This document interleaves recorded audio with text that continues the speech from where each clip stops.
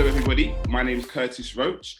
Welcome to SiGMA TV, and today I'm thrilled to be joined by the CEO of the South African Bookmakers Association, Sean Coleman, and we are going to be talking about a number of things, including the impact of the lockdown in South Africa, innovation in games and future product trends, and of course, responsible gambling. Sean, welcome.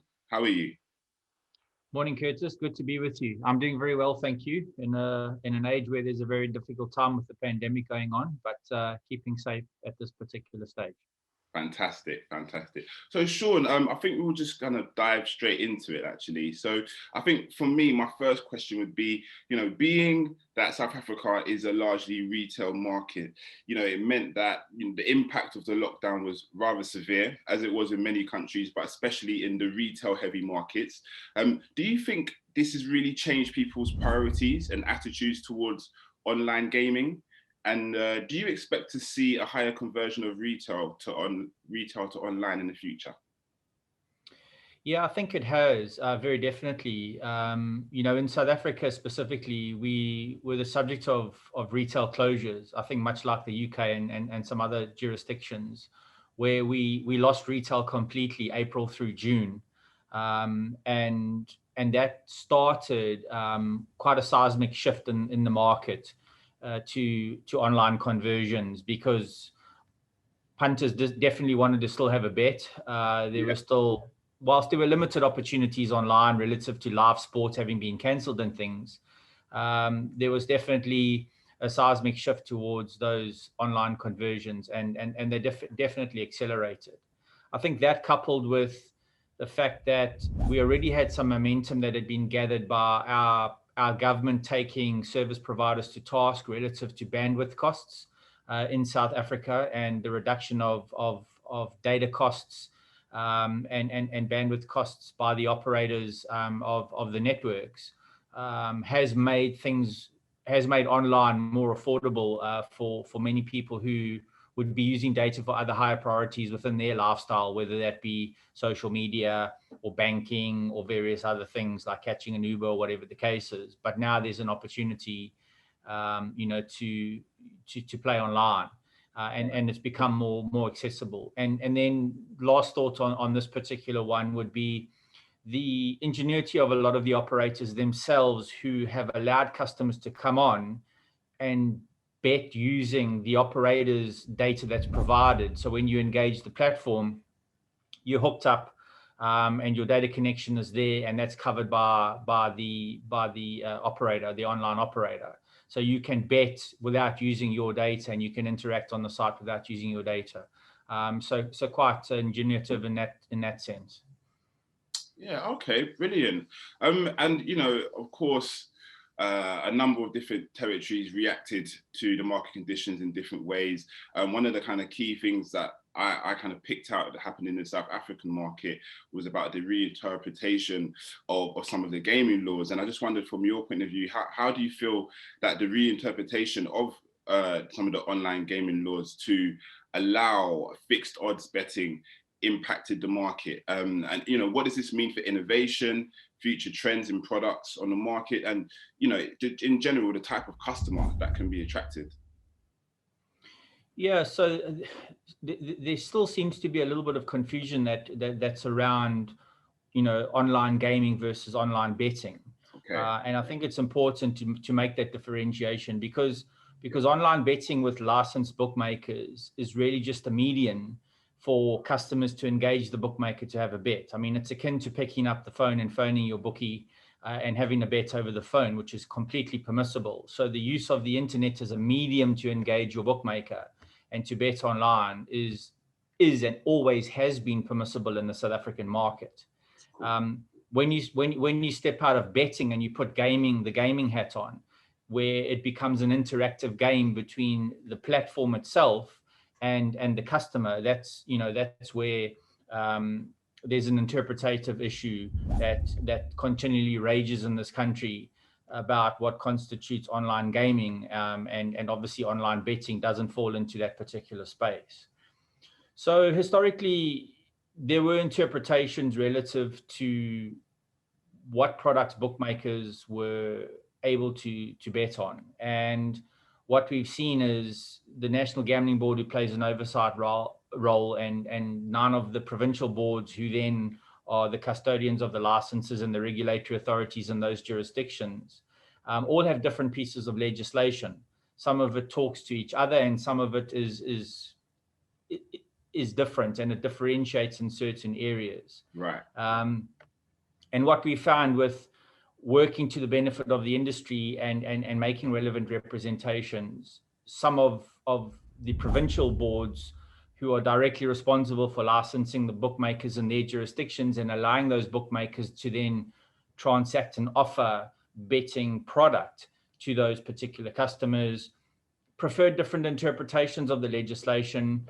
And I guess to some degree the dam wall broke, and we've seen an interesting development in the type of products now that bookmakers have broken the shackles on from those age-old product silos of horse racing, sports betting, and lottery betting, and are offering a number of live dealer games and various other things now that are being allowed through various provincial jurisdictions. Some are still holding out in terms of their interpretations, and that's where the market currently finds itself. So very interesting time, and again, an accelerator to those high volume based games in an online space has also again helped drive conversions from the retail onto the online betting space. Right. So it's all talking and shifting in that direction in terms of online conversion. Yeah, I think that's really interesting. And just to pick up on what you mentioned before about some of the traditional gaming silos, horse racing, and of course other kind of sports related products, it seems that there's always been so much of a focus on sports betting, especially when it comes to online. But what other gaming types are popular and have the potential for a similar kind of growth in the South African market, or even more? Yeah, so historically, I mean, we've seen horse racing. I mean, that was the only form of betting pre-1994. So we had a horse racing monopoly market, much like existed in Singapore, Hong Kong, and other places around the world, where that's the only way that you could bet. And then 94 saw the advent of casino licenses being issued, and then the cake started being divided up. Right. Bookmakers at that stage were then holding on to horse racing. We had the sports betting explosion locally, much as like the rest of the world encountered. And that sort of has hit a plateau and hasn't really tapered off, but it's kind of plateaued. And then there was the introduction of betting on the outcome of various national and international lotteries, what's commonly in the marketplace known as lucky numbers betting. Right. And that has and brings with it its own sort of customer profile and demographic in the market. So there's different strokes for different folks, as it were. And now what we've seen is the introduction of some live dealer games with the change of interpretation or the preferred interpretation of some of the legislation. And that talks to live dealer games, blackjack, roulette, poker, various other things, and some live lottery draw-based products that are offered in the marketplace, together with the introduction of certain RNG-based games, right. Which is really breaking the shackles on what previously was interpreted that virtuals have never been allowed in this country. And a lot of that is stock and trade for example, the UK-based bookmakers as filler products and opportunities then for customers to be engaged while they're waiting for live events to play out, or certain bet types to arrive or be resulted in certain live events. So yeah, exciting times in the industry, for bookmakers. Yeah. Spoiled for choice. Brilliant. Again, just picking up what you said, you mentioned about, the rise of popularity of things like live dealer games and things like that. I mean, how has the land-based casino industry reacted to these changes in the market? Are we seeing enough adaptability and innovation from that side, you think? I think what has happened is the casino industry have taken a look at the opportunity and the doors that have been opened with the products that bookmakers have been able to offer.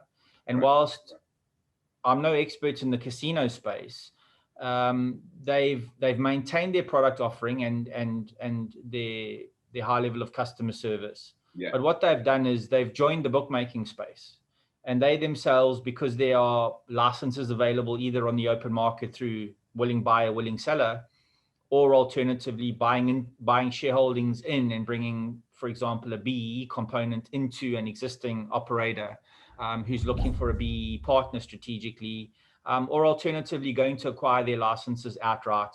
And we've seen a number of those operators acquire online licenses, particularly out of the Western Cape jurisdiction. And so they've joined the fray. Right. And I guess it makes strategic sense for them to do that. You don't necessarily want to be losing your casino-orientated customer who's going at home in the evening to play online. Yeah. I guess, and you don't really. We'd love to see them on a bookmaker site, but I mean, strategically as a casino operator, I think you don't want to lose them. You'd rather have your own bookmaking site and give them that extension. Whether that sets up as a gateway down the line into bigger and better things relative to the online gaming space. Who can say?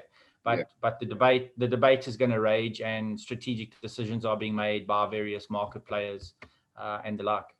I see. Okay. Well, I mean, of course, we couldn't have a conversation without at least touching upon the issue about responsible gambling. So it's so high on everyone's agenda, especially at the moment. Responsible gaming, as I said, is always high on the agenda. But what developments specifically have there been in South Africa in regards to player protection? And are operators more in favour of self-regulation, like we've seen with some operators in Europe? And just to add to that, do you feel the regulatory framework is adequate? And especially in some sectors like the lottery, for example, is there more that can be done? I know that's a long one, but yeah.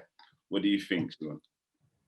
With regards to the lottery question and the framework, I think there are nuanced differences between what the National Lotteries Commission and what licensed operators are required to do in the protection of players and customers. Because whilst the regulatory authorities hold the licensed operators to a particular standard and responsible gambling and responsible gambling care, the lottery operator offers bets in supermarkets, in petrol stations or gas stations, as some may relate to in terms of terminology, whereby you just belly up to the counter and you request a lottery bet and you get your ticket and whatever the case is. Now, I'm not suggesting that those people offering the bets in those establishments may see somebody that's markedly underage and deny them that bet. But certainly you don't find the requirements of responsible gambling, posters, contact details, or anything like that. And betting on the lottery is a form of gambling. And from an industry perspective, we'd really just like to see the playing fields level in terms of the expectations that licensed operators have against the lottery operator, who is also licensed, but is held to a different standard relative to their contribution towards responsible gambling and player protection. Fantastic. Sean, thank you so much for your insight today. It's been really interesting. I think that's probably all, unfortunately, we have time for today, but I just want to say thank you so much for taking the time to get involved today. I've been Curtis Roach, and that's all from us for now. And thank you guys for watching, and we'll see you next time on SiGMA TV.